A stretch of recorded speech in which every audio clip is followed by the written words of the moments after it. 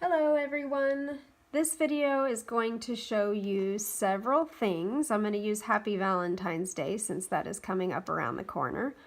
But I'm going to show you the curve tool that makes this word happy look like this, working with handwriting and putting that together, the difference between weld and attach.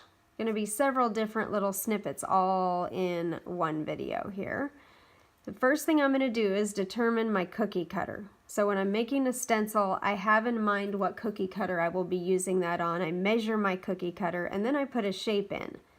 So for this project, I'm going to put in a 3-inch wide heart. And you could, if you had a different shaped heart, let's say it were fat and short, if it were tall and skinny, you can unlock this corner and change that. I'm going to use this 3-inch just the way it is. I'm going to change the color up here for the video because I'm going to have black font here in a minute. I'll go back to that 3-inch, but I'm going to keep my Happy Valentine's Day in proportion to it. Text box and the word happy. Keep it all in caps here. And then the first thing I'm going to do is go up here and change this letter spacing. Actually, I like the letter spacing on the happy. I'm going to leave that. When we get to the Valentine's Day, we'll have to change that. Curve tool and play with that for your cookie shape that you're using. Basically just whatever visual you're looking for.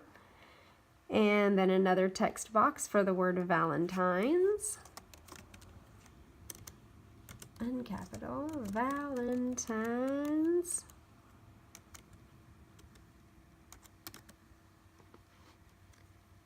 Up here, I'm going to change this letter spacing. You see how far apart these letters are? I'm going to go ahead and automatically, I always change it to 0. And I use this font a lot, Lily Bell.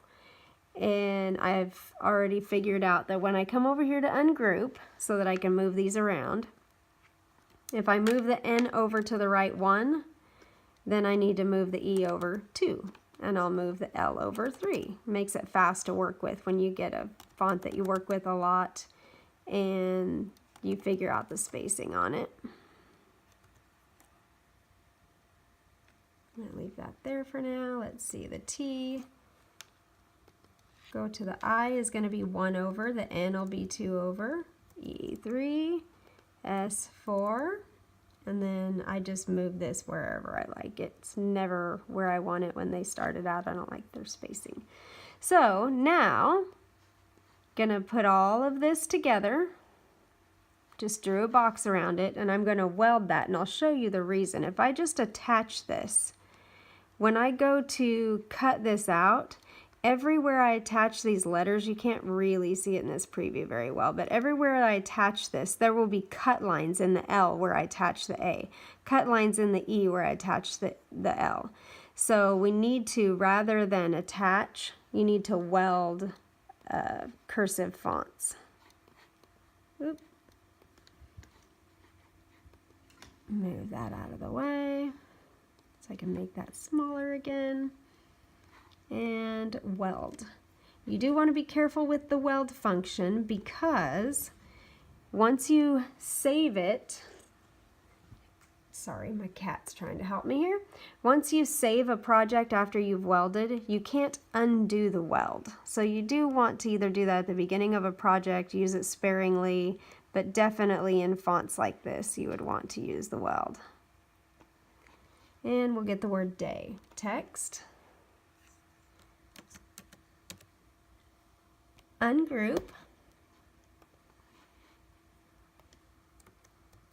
move these to wherever I like the way they look. That looks good. Drag a box around those and weld.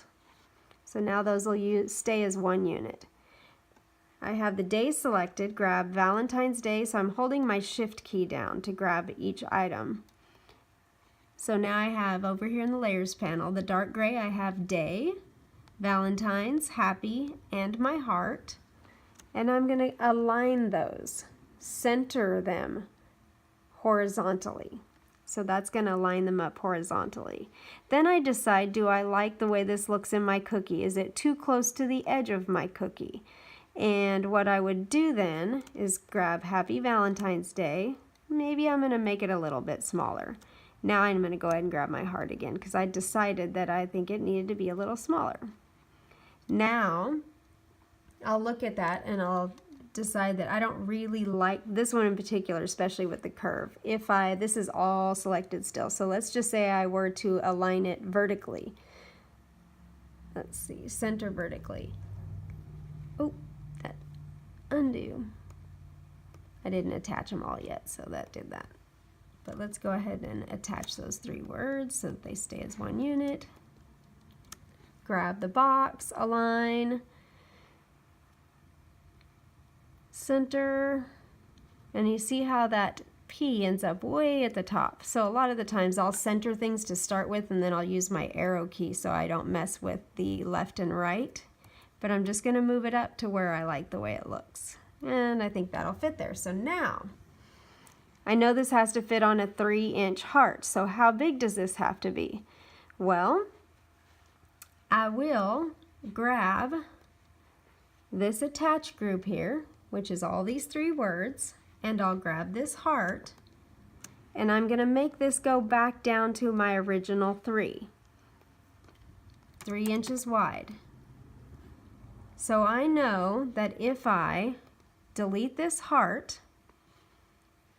insert my stencil frame square, and a common size for that is 5.5. Depends on how big a cookie I'm putting it on, but a 3-inch cookie, that would fit perfectly. I'm going to move this Happy Valentine's Day arrange. I'm going to move that to the front. Change this box to white just so that we can see this. Now I'm going to center this on here. Shift key, grab my square, align, center, and attach. So there you have, this is obviously not bridged, so this would be for a silkscreen stencil. If you were going to not make a silkscreen, this A, let me make that bigger, let's see. Attach.